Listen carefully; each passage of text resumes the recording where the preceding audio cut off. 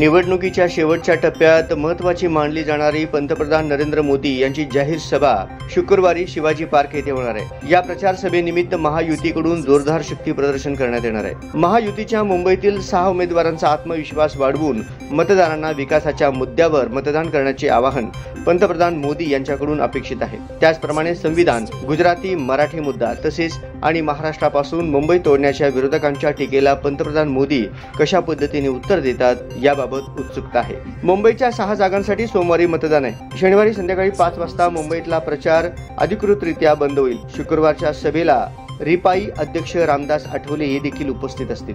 राज ठाकरेंनी काही वर्षांपूर्वी गुजरात दौरा केला होता।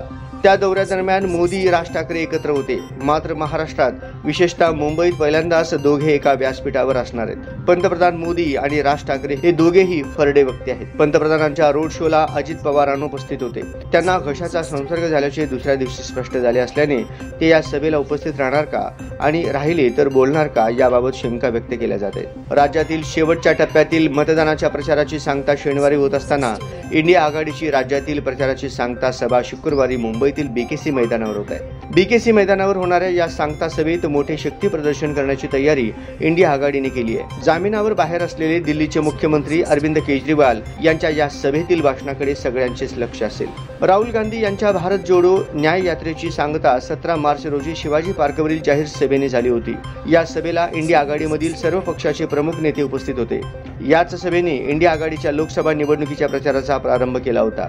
आता सांगता बीकेसी मैदानावर होणार आहे। उद्धव सेनेकडून शिवाजी पार्क मैदानाची मुंबई महापालिकेकडे मागणी करण्यात आली होती। मनसेनेही शिवाजी पार्कसाठी अर्ज केला होता। मात्र मैदान मनसेला महायुतीच्या सभेसाठी देण्यात आल्याने इंडिया आघाडीला बीकेसी मैदान निवडावे लागले।